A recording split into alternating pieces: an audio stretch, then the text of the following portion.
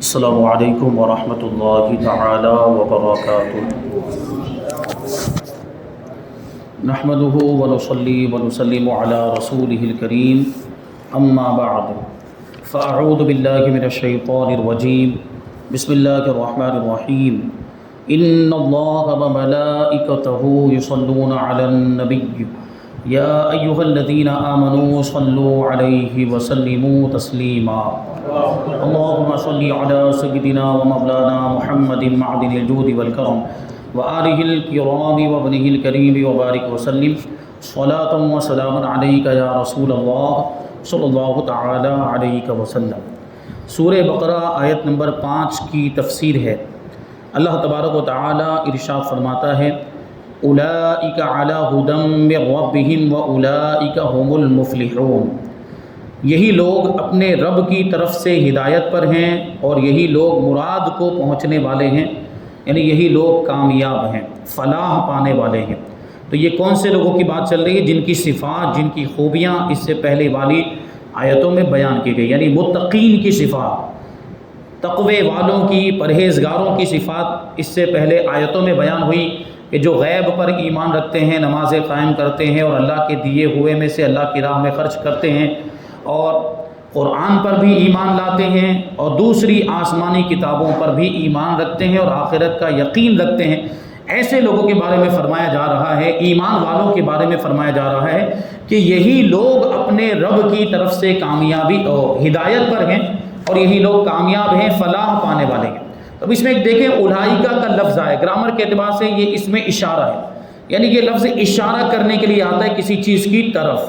اولئکہ وہ لوگ، یعنی دور اگر کوئی کچھ لوگ ہوں، ایک سے زیادہ، دو سے زیادہ لوگ ہوں، بہووچن ہو، تو اس کی طرف اشارہ کرنے کے لیے عربی میں اولئکہ کا استعمال ہوتا ہے۔ تو اولئکہ اس میں اشارہ ہے۔ اشارے کے لیے ضروری ہوتا ہے کہ سننے والے کو محسوس ہو، سننے والے کو محسوس، یعنی جس کی طرف اشارہ کیا جا رہا ہے وہ سننے والا اس کو دیکھ سکتا ہو، اس کو محسوس کر سکتا ہو، یا تو اس طرح کہ وہ اس کو دیکھ رہا ہو یا اس طرح کہ اس کے اوصاف ایسے بیان کر دیے جائیں کہ وہ مثل محسوس کے بن جائے۔ جیسے مثال کے طور پر میں بھی آپ کو کہوں، دور کہیں کوئی شخص بیٹھا ہوا جس کا نام زید ہے، میں اس کی طرف اشارہ کرتے ہوئے کہوں کہ وہ زید ہے، تو آپ سننے والے ہوئے، میری بات کو سننے والے، میں متکلم ہوا، میں بولنے والا ہو گیا، اور جس کی طرف اشارہ کیا جا رہا ہے وہ دور بیٹھا ہوا ہے، تو اب جس کی طرف اشارہ کیا جا رہا ہے ضروری ہے کہ وہ محسوس ہو، اس کو محسوس کیا جا سکتا ہو، یعنی دیکھ کر محسوس کیا جا سکتا ہو، یا یہ کہ اس کے اوصاف بیان کر دیے گئے ہوں، اس کی خوبیاں، اس کی کوالٹیز بیان کر دی گئی ہو، جس سے خود بخود پتہ چل جائے، محسوس ہو جائے۔ لہٰذا اگر المتقین سے جماعت صحابہ مراد تھی، پرہیزگاروں کا جو ذکر آیا اس سے اگر صحابہ کرام کی جماعت مراد تھی تو یہ اولئکہ پہلی قسم کا اشارہ ہوگا، یعنی دیکھ کر محسوس کرنا۔ اس سے مراد کیا ہوگا؟ دیکھ کر محسوس کرنا، کیونکہ قرآن پاک حضور پاک صلی اللہ علیہ وسلم کے زمانے میں نازل ہوا اور یہ صحابہ کرام موجود تھے، متقین پرہیزگار، تو ان کو دیکھا جا سکتا تھا، اس وقت صحابہ کرام کو دیکھ کر محسوس کیا جا سکتا تھا، تو یہ پہلی قسم کا اشارہ ہوگا، یعنی یہ صدیق، یہ فاروق، یہ مہاجرین صحابہ، یہ انصار صحابہ اور ان کے علاوہ دیگر صحابہ، یہ سب ہدایت پر ہیں، یعنی ان کو دیکھ کر یہ کہا جائے، سننے والا ان کو دیکھ رہا ہو، ان کی طرف اشارہ کیا جا رہا ہے، یعنی صحابہ اکرام جو اس وقت موجود تھے اور اس وقت جو قرآن پاک کی آیتوں کو سن رہے ہیں، تو وہ دیکھ کر صحابہ اکرام کو محسوس کر رہے تھے کہ صدیق ہیں، فاروق ہیں، عثمان ہیں، علی ہیں، یہ سب ہدایت پر ہیں، انصار و مہاجرین ہیں، دوسرے سارے صحابہ اکرام یہ اپنے رب کی طرف سے ہدایت پر ہیں۔ اور اگر عام جماعت متقین مراد تھے، یعنی صرف صحابہ اکرام نہیں بلکہ صحابہ اکرام کے علاوہ بھی جو بھی متقین ہیں، جو بھی پرہیزگار ہیں، اللہ سے ڈرنے والے ہیں، تو پھر یہ اشارہ ذہنی ہوگا، یعنی پھر جو متکلم کے ذہن میں، بولنے والے کے ذہن میں جو افراد ہیں وہ مراد ہوں گے۔ تو ظاہر سی بات ہے یہاں پر اللہ تبارک و تعالیٰ متکلم ہے، تو متقین تو پھر اس میں سب آ گئے، جو اس وقت موجود تھے وہ بھی آ گئے، صحابہ کرام بھی یقیناً متقین ہیں، صحابہ کرام بھی پرہیزگار، اور اس کے بعد جتنے بھی متقین پیدا ہونے والے تھے یا قیامت تک پیدا ہوتے رہیں گے، سب اس میں آ گئے۔ اس کا مطلب یہ ہوا، تو اب یہ اشارہ ذہنی ہوگا، یعنی قیامت تک کے وہ لوگ جن کی یہ صفتیں ہیں وہ ہدایت پر ہیں، لیکن چونکہ ہماری نگاہوں سے جماعت صحابہ کرام بھی غائب ہیں، ہم صحابہ کرام کو ظاہری طور پر اب نہیں دیکھ سکتے، اس لیے ہمارے لیے ذہنی ہی ہوگا، سننے والے کے ذہن کے مطابق، سننے والے کے ذہن، متکلم تو پروردگار ہے، یہ کلام جو فرما رہے ہیں وہ اللہ تبارک و تعالیٰ ہے، لیکن سننے والے ہم لوگ ہیں، قرآن پاک کو سننے والے کون؟ ہم لوگ ہیں۔ تو اب ہمارے ذہن کے اعتبار سے یہ افراد مراد ہوں گے، تو کون مراد ہوں گے؟ تو اس اشارے میں سارے گزرے ہوئے اور موجودہ اور آئندہ پرہیزگار لوگ شامل ہیں، جو گزر چکے وہ بھی،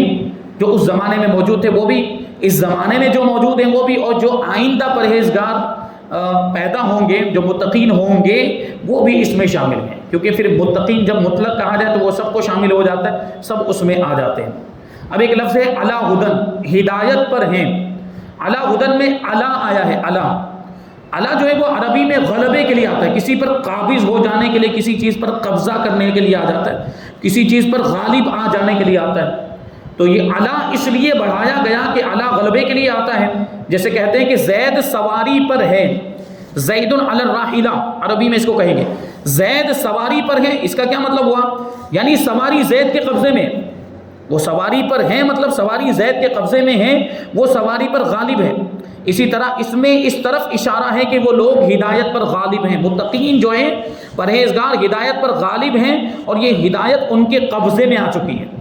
یہ ہدایت ان کے اختیار میں آ چکی ہے، ان پر اس ہدایت پر یہ لوگ قابض ہو چکے ہیں کہ انشاءاللہ تبارک و تعالیٰ وہ ہدایت ان سے چھوٹ نہیں سکتی، کیونکہ وہ ان کے رب کا عطیہ ہے، وہ ہدایت اللہ تبارک و تعالیٰ نے ان کو عطا فرمائی، اور وہ ہمیشہ اس کو مضبوطی سے پکڑے رہتے ہیں۔ نفس اور شیطان اور دنیاوی خیالات، دنیاوی تفکرات اور دیگر راحتیں، مصیبتیں ان کو اس ہدایت سے ہٹا نہیں سکتی۔ کوئی بھی چیز آ جائے، چاہے مصیبت ہو یا نعمت ہو، اس ہدایت سے آدمی ہٹ نہیں سکتا۔ وہ ایمان والوں کی بات چل رہی ہے، متقین پرہیزگاروں کی بات چل رہی ہے، وہ رب کی طرف سے ہدایت پر غالب آ چکے ہیں، ہدایت ان کے قبضے میں آ چکی ہے۔ اب نعمت بھی ان کو اس ہدایت سے ہٹا نہیں سکتی، راحت بھی ان کو اس ہدایت سے ہٹا نہیں سکتی، اور کوئی مصیبت اور کوئی پریشانی بھی ان کو اس ہدایت سے ہٹا نہیں سکتی۔ تو آپ کہیں گے کہ نعمت، آپ کے ذہن میں سوال آ رہا ہوگا کہ نعمت کی وجہ سے آدمی ہدایت سے کیسے ہٹ سکتا ہے؟ ہدایت سے ہٹنے کا مطلب گمراہ ہو جانا۔ نعمت کی وجہ سے آدمی ہدایت سے کیسے گمراہ ہو سکتا ہے، ہٹ کیسے سکتا ہے؟ تو یہ ہوتا ہے بسا اوقات نعمتوں کی وجہ سے بھی، نعمتیں ملنے پر بھی آدمی گمراہ ہو جاتا ہے۔ جیسے کہ اولاد کو فتنہ کہا گیا قرآن پاک کے اندر، اولاد کو بھی اور مال کو بھی، دولت کو بھی فتنہ کہا گیا، کیونکہ اولاد کی وجہ سے بھی کبھی آدمی گمراہ ہو جاتا ہے، اللہ سے غافل ہو جاتا ہے۔ یعنی اولاد کو پالنے میں، ان کی پرورش کرنے میں ایسا مشغول ہو گیا کہ نماز پڑھنا ہی بھول گیا، نماز پڑھنا چھوڑ دیا، تو پھر یہ دیکھیے وہ فتنہ ہے، اولاد پھر فتنہ بن جائے گی۔ اور اسی طرح مال کمانے میں ایسا لگ گیا، دولت کمانے میں ایسا لگ گیا کہ نمازوں کی فکر نہیں ہے، اللہ سے غافل ہو گیا، اللہ کے ذکر سے غافل ہو گیا، عبادتوں سے غافل ہو گیا، تو پھر یہ دیکھیں نعمت ہے لیکن وہ نعمت کی وجہ سے ہدایت سے ہٹ گیا۔ اور پھر جو مصیبت ہے، مصیبت میں تو اس طرح کے معاملات ہوتے ہی ہیں، اور فرماتے ہیں کہ وہ ان تمام سے اس طرح گزر جاتے ہیں، متقین ان تمام چیزوں سے، مصیبتوں سے، دنیاوی خیالات سے، شیطان اور نفس سے اس طرح گزر جاتے ہیں جیسے کشتی دریا سے گزر جاتی ہے۔ یعنی ان چیزوں کی وجہ سے ان پر کوئی فرق نہیں پڑتا، شیطان ان کو خوب بہکانے کی کوشش کرتا ہے، نفس بھی ابھارتا ہے، لیکن یہ اللہ کی طرف سے ہدایت پر ہیں، یعنی اللہ کی طرف سے ہدایت ان کو عطیے کے طور پر ملی ہے، تحفے کے طور پر ملی ہے، اور ان کے قبضے میں آ گئی ہے، اس لیے ان کو کوئی گمراہ نہیں کر سکتا۔ ہدن کے نکرہ ہونے سے معلوم ہوا کہ ہدن یہاں پر نکرہ یعنی غیر متعین۔ غیر متعین کا مطلب کیا ہوا کہ اس میں ہر قسم کی ہدایت آ گئی۔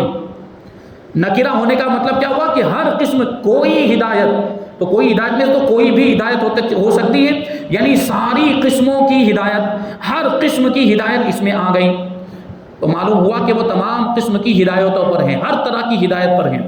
وہ اس راستے پر چل رہے ہیں کہ جو جہنم سے بچتا ہوا جنت میں ہوتا ہوا اللہ کے محبوبوں اور مقربین سے ملاتا ہوا رب تک پہنچا دیتا ہے۔ من ربہم یعنی رب کی جانب سے، یہ ہدایت جس ہدایت پر وہ ہیں وہ کس کی جانب سے؟ ان کے رب کی جانب سے ہے۔ اس میں نہایت نفیس اور عمدہ اشارہ ہے کہ ان کو جو کچھ بھی ملا ہے ان کے رب کے کرم سے ملا ہے، کیونکہ سارے اعمال اسباب ہیں، ہم جو کچھ بھی کرتے ہیں نیکیاں، یہ سب اسباب ہیں، سبب ہیں، اور اللہ تبارک و تعالیٰ مسبب الاسباب ہے، یعنی اللہ تبارک و تعالیٰ اسباب کو پیدا کرنے والا ہے۔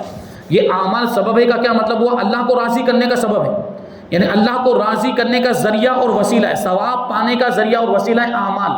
نیک اعمال کی بات چل رہی ہے۔ اور ان اعمال کو پیدا کرنے والی ذات اللہ تبارک و تعالیٰ کی ہے۔ اللہ مسبب الاسباب ہے، اسباب کو پیدا کرنے والا ہے۔ تو کہتے ہیں کہ ان کو یہ اعمال ملے، یعنی نیک لوگوں کو جو نیک اعمال ملے، نمازیں ہیں، روزے ہیں، زکوٰۃ ہیں، صدقات و خیرات ہیں، یہ سارے نیک اعمال ان کو ملے ہیں، وہ بھی اس کے کرم سے ملے، اور یہ ان اعمال پر قائم رہے، وہ بھی اس کے کرم سے، اور اعمال کے باطل کرنے والی چیزوں سے محفوظ رہے، یعنی اعمال برباد ہونے سے محفوظ رہے، ان کا ثواب ضائع ہونے سے محفوظ رہا، یہ بھی اس کے کرم سے، یہ بھی اللہ کے کرم سے، اور انہیں جو مقبولیت حاصل ہوئی وہ بھی اس کے کرم سے۔ یہ غور تو کریں کہ ہم جو نیک اعمال کرتے ہیں اس میں ہمارا یہ عقیدہ ہے بھی الحمدللہ کہ نیک اعمال کرنے کی توفیق بھی ہمیں اللہ تبارک و تعالیٰ ہی عطا فرماتا ہے، اور جب ہم وہ نیک اعمال کر لیتے ہیں تو ان نیک اعمال پر ہمیں قائم رہنے کی توفیق بھی وہی عطا فرماتا ہے، اور ان نیک اعمال کو برباد ہونے سے، ضائع ہونے سے بچاتا بھی وہی ہے، اور انہی نیک اعمال کو قبول بھی وہی کرتا ہے، اور قبول کرنے کے بعد ثواب بھی وہی عطا فرماتا ہے۔ یہ سوچیے آپ کہ اللہ تبارک و تعالیٰ کا کتنا بڑا احسان ہے، یہ کرم بالائے کرم ہے۔ تو یہ نیک لوگوں کو اللہ تبارک و تعالیٰ اس طرح کی ہدایت عطا فرماتا ہے۔ اور آگے وہ اولئک دوبارہ آیا ہے، وہ اولئک هم المفلحون، یہ دوبارہ اس لیے لایا گیا کہ پہلے متقیوں کی دو قسم کی صفتیں بیان ہوئی تھی، ایک تو ایمان بالغیب، غیب پر ایمان لانا، نماز قائم کرنا اور راہ الہی میں خرچ کرنا، دوسرے تمام آسمانی کتابوں پر ایمان لانا اور آخرت کا یقین کرنا۔ پہلی صفتوں کے لحاظ سے وہ ہدایت پر ہوئے اور دوسری صفتوں کے لحاظ سے کامیاب ہوں۔ یہ بھی ہو سکتا ہے کہ پہلی صفتیں عام مسلمانوں کی تھیں اور دوسری صفتیں علماء کرام وغیرہ کی تھیں، تو اب یہ کہا گیا کہ عام مسلمان ہدایت پر ہیں اور خاص علماء کرام وغیرہ کامیاب ہیں۔ جیسے قرآن کریم نے اس طرح ارشاد فرمایا قد افلح من تزکا، کہ وہ کامیاب ہو گیا جس نے اپنے نفس کا تزکیہ کیا، جس نے اپنے نفس کو صاف کیا اور ستھرا کیا، اپنے باطن کو صاف ستھرا کر لیا۔ تو یہ کب ہوگا؟ یہ کب ہوگا؟ پہلے عبادتیں کرے، پہلے بندہ فرائض کو ادا کرے، پہلے بندہ واجبات کو ادا کرے، اور پھر سنتوں کی بھی پابندی کرے، نوافل کی بھی پابندی کرے، یہاں تک کہ تہجد گزار بن جائے اور نوافل بھی کثرت کے ساتھ پڑھے، تو اس کے نفس کا تزکیہ ہو جاتا ہے، یعنی اس کا نفس جو ہے وہ پاک اور صاف ہو جاتا ہے، پھر اس کا نفس اس کو برائیوں پر ابھارتا نہیں ہے، اس کو گمراہ نہیں کرتا۔ یہ نفس ایسے اولیاء کرام کی زندگیوں کو آپ دیکھیں تو اولیاء کرام کی زندگی میں یہی ہوتا ہے کہ وہ ایسی عبادت کرتے ہیں، ایسا مجاہدہ کرتے ہیں، ریاضت کرتے ہیں، نفس کشی کرتے ہیں، اپنے نفس کو مارتے ہیں کہ پھر ان کا نفس ان کو بہکانا ہی بند کر دیتا ہے۔ تو یہ ہے، تو یہ خاص لوگوں کی صفت ہوئی۔ فرماتے ہیں کہ کامیاب وہ ہوا جس نے اپنے نفس کی صفائی کی، اور دوسری جگہ ارشاد فرمایا ان الذین آمنوا وعملوا الصالحات یہدیہم ربہم، بے شک وہ لوگ جو ایمان لائے اور اچھے اعمال کیے ان کا رب ان کو ہدایت عطا فرماتا ہے۔ تو ان آیتوں میں ایمان و عمل کے ساتھ ہدایت کا ذکر ہوا اور صفائی قلب کے ساتھ فلاح یعنی کامیابی کا ذکر ہوا۔ تو اس سے معلوم ہوتا ہے کہ کامیابی انہی لوگوں کے ساتھ خاص ہے جو اپنے نفس کا تزکیہ کرتے ہیں۔ یہود و نصارہ جو اپنی کامیابی کے خواب دیکھ رہے ہیں، اس خواب کی تعبیر کبھی ظہور میں نہیں آئے گی، یعنی وہ خواب کبھی پورا نہیں ہوگا۔ ان کی حالت اس پیاسے کی طرح ہے جو دوپہر میں ریتے کو دریا سمجھ کر اس طرف محبت اور محنت سے جائے، لیکن وہاں پہنچ کر سخت مایوس، یعنی ریگستان میں آپ دیکھیں، صحرا میں جہاں ریت ہی ریت نظر آتی، پانی کہیں بھی نظر نہیں آتا، تو دور سے دیکھنے پر نگاہوں کا دھوکہ ہوتا ہے، دور سے دیکھنے پر۔ وہ تو آج آپ بھی ملاحظہ کر سکتے ہیں، روڈ پر دھوپ میں اگر آپ جا رہے ہیں دوپہر کے وقت تو جو چکنا روڈ ہوتا ہے اس پر آپ کو دور سے نظر آئے گا کہ کہیں پانی ہے، ایسا پانی محسوس ہوتا ہے، لیکن جب وہاں پہنچتے ہیں تو پانی نہیں ہوتا ہے۔ اسی طرح ریگستان میں بھی دھوکہ ہوتا ہے، اس کو سراب کہا جاتا ہے۔ تو یہ یہود و نصارہ، یہودیوں اور عیسائیوں کی مثال اسی طرح سے، وہ پیاسا ہے اور ریگستان میں اس کو سخت پانی کی ضرورت ہے،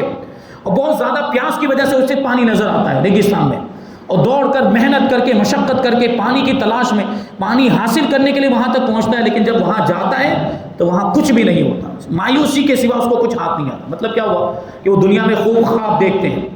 دنیا میں یہ سوچ کے انہوں نے یہ گمان بنا لیا، یہ عقیدہ بنا لیا کہ ہم ہی کامیاب ہیں۔ یہود و نصارہ کا یہ عقیدہ ہے کہ جنت میں وہی جائیں گے، یہودی کہتے ہیں کہ جنت میں ہم ہی جائیں گے، ہمارے سوا کوئی نہیں جائے گا، اور عیسائی کہتے ہیں کہ جنت میں ہم ہی جائیں گے، ہمارے سوا کوئی نہیں جائے گا۔ تو یہ ان کے خواب ہیں، یہ خواب کبھی سچے نہیں ہونے والے، یہ جب آخرت میں پہنچیں گے تو پتہ چلے گا کہ وہ جو خواب سجا کے رکھے تھے وہ ان خوابوں کا کیا ہوا، یعنی بالکل بے فائدہ. وہاں ان کو اگر نیک عمل دنیا میں کیے بھی ہوں گے تو اس کا کوئی فائدہ نہیں ملے گا، جہنم میں ڈال دیے جائیں گے نبی پاک صلی اللہ علیہ وسلم کو نہ ماننے کی وجہ سے، حضور پر ایمان نہ لانے کی وجہ سے.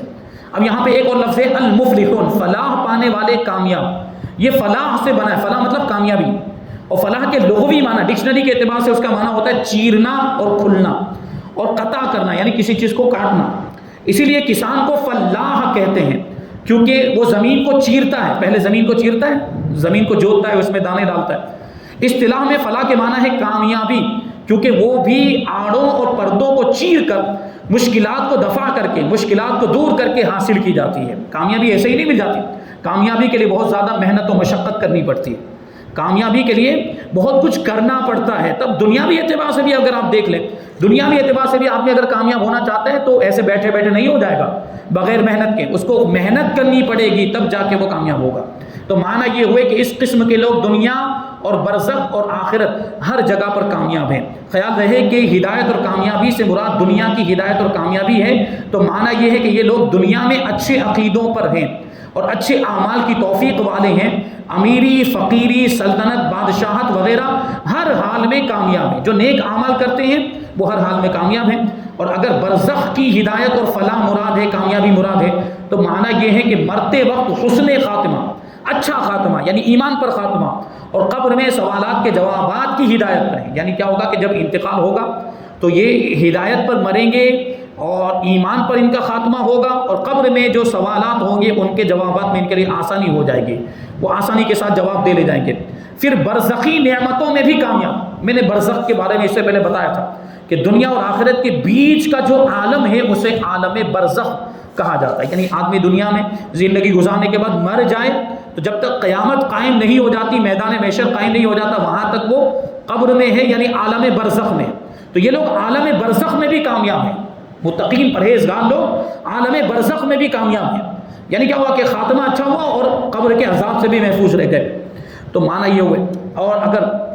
قیامت کی ہدایت اور کامیابی مراد ہے تو مطلب یہ ہوا کہ قیامت میں سوالات ملائکہ کے جوابات کی ہدایت پا لیں گے، یعنی آخرت میں جو حساب کتاب ہوگا اس میں بھی کامیاب ہو جائیں گے. اور پھر رب کی مغفرت سے بھی کامیاب ہو جائیں گے، اللہ تبارک و تعالیٰ ان کی بخشش فرما دے گا. صوفیاء کرام فرماتے ہیں کہ متقی کی مثال اس شخص کی طرح ہے جو ایک میدان میں جا رہا ہے جس میں جگہ جگہ کانٹے، انگارے، غار یعنی بڑے بڑے کھڈے ہیں، بڑی بڑی کھائیاں ہیں، جس کو ہم لوگ کھائی بولتے ہیں، بڑی بڑی کھائیاں ہیں اور پھسلنے ہیں. یعنی کیا مطلب ہوا کہ کانٹے بھی ہیں اور کھائیاں بھی ہیں، انگارے بھی ہیں اور پھسلن بھی ہیں،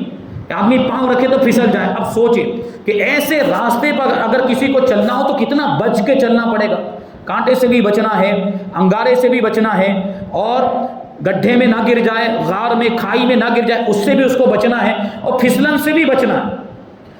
تو وہ عقل مند بہت احتیاط سے اپنے آپ کو کانٹوں اور غاروں وغیرہ سے بچاتا ہوا اور صاف جگہ پر قدم رکھتا ہوا، لالٹین وغیرہ یعنی روشنی وغیرہ سے مدد لیتا ہوا چلا جا رہا ہے. یعنی متقی اس طریقے سے جا رہا ہے. یہ شخص انشاءاللہ ہدایت پر رہے گا اور منزل مقصود کو جلد پا لے گا، منزل مقصود تک پہنچ جائے گا. اور دوسرا وہ شخص ہے کہ جس کے پاس کوئی روشنی نہیں جس سے وہ ان مصیبتوں کو دیکھ سکے، یعنی کانٹے بھی نظر نہیں آئیں گے، روشنی ہی نہیں ہے تو اس کو گڈھا بھی نظر نہیں آئے گا، کھائی بھی نظر نہیں آئے گی، پھسلن بھی نظر نہیں آئے گی، اور اس کٹھن راستے کو وہ طے بھی نہیں کر سکے گا وہ روشنی نہ ہونے کی وجہ سے. تو یہ شخص کبھی بھی منزل مقصود تک نہیں پہنچ سکتا. یا تو کسی غار میں، کسی کھائی میں گر کر ہلاک ہو جائے گا، اور اگر آگ میں پڑ گیا تو جل جائے گا، اور کانٹوں کا خیال نہیں رکھتا تو یہ شخص کانٹوں پر پاؤں رکھ دینے کی وجہ سے کانٹے اس کو چبھ جائیں گے. اور تیسرا وہ شخص ہے کہ جس کے پاس روشنی تو ہے لیکن وہ چلنے میں بے احتیاطی کرتا ہے، چلنے میں توجہ نہیں دیتا ہے، کانٹوں پر بھی پاؤں رکھ دے رہا ہے. اس طرح کے آگ اور غار سے بچتا تو ہے، آگ سے بچ رہا ہے، روشنی ہونے کی وجہ سے آگ سے بچ رہا ہے، اور کھائی سے بھی بچ جا رہا ہے، لیکن کانٹوں کا خیال نہیں کرتا. بے احتیاطی سے چلنے کا یہی مطلب ہوا کہ کانٹوں پر بھی پاؤں رکھ دیتا ہے. تو یہ شخص اگرچہ منزل مقصود تک پہنچ تو جائے گا لیکن زخمی ہو کر پہنچے گا اور بہت دیر کے بعد پہنچے گا. تو یہ تین طرح کے لوگ ہوئے. ایک تو وہ کہ جن کے پاس روشنی بھی ہے اور وہ احتیاط کے ساتھ راستہ طے کر رہے ہیں، کانٹوں کو بھی دیکھ کر جا رہے ہیں، غار کو بھی دیکھ کر جا رہے ہیں، کھائی کو بھی دیکھتے ہوئے جا رہے ہیں، پھسلن کا بھی خیال کر رہے ہیں، بچتے ہوئے جا رہے ہیں، تو وہ منزل مقصود تک پہنچ جائیں گے۔ اور دوسرا وہ شخص کہ جس کے پاس روشنی ہی نہیں، نہ اس کو کانٹے نظر آئیں گے، نہ کھائی نظر آئے گی، نہ ہی انگارے نظر آئیں گے، تو وہ جل بھی جائے گا، کھائی میں گر بھی سکتا ہے اور اس کو نقصان بھی پہنچ سکتا ہے، اور وہ منزل مقصود تک نہیں پہنچ پائے گا۔ اور تیسرا وہ شخص جس کے پاس روشنی تو ہے لیکن چلنے میں بے احتیاطی کرتا ہے، تو انگارے تو نظر آ رہے ہیں، اس کو آگ نظر آ رہی ہے، کھائی بھی نظر آ رہی ہے، لیکن کانٹوں سے نہیں بچتا ہے، کانٹوں پہ پاؤں رکھ دیتا ہے تو زخمی ہو جائے گا اس کی وجہ سے۔ تو کہتے ہیں یہ دنیا ایک خار، غار اور آگ والا میدان ہے، یعنی یہ دنیا بھی ایک میدان ہے، دنیا بھی ایک جنگل ہے، اس میں بھی کانٹے ہیں، اس میں بھی کھائیاں ہیں، اور اس میں بھی آگ ہے، اس میں بھی انگارے ہیں۔ اب اس کو سمجھائیں گے کہ کیسے آگ ہے، کیسے انگارے ہیں۔ کہتے ہیں کہ سینما اور شراب خانے وغیرہ یہ کانٹے ہیں، یعنی گناہوں کے اڈے، جوئے کے اڈے، سینما گھر جو ہیں یہ گناہوں کے اڈے ہیں، شراب خانے یہ گناہوں کے اڈے ہیں۔ یہ دنیا کا جو میدان ہے اس میں یہ کانٹے کی حیثیت رکھتے ہیں، جو اس جگہ بکھرے ہوئے ہیں، اس میدان میں یہ کانٹے بکھرے ہوئے ہیں، اور کفر پھیلے ہوئے انگارے کی طرح ہے، اور شرک یہاں کے غار ہیں، یعنی شرک یہاں کی کھائی ہے۔ تمام لوگ اس میدان کو طے کر رہے ہیں، جو دنیا میں آئے ہیں وہ سب اس میدان کو طے کر رہے ہیں، یہ سفر طے کر رہے ہیں، لیکن متقی مسلمان کے پاس قرآن پاک کی روشنی ہے،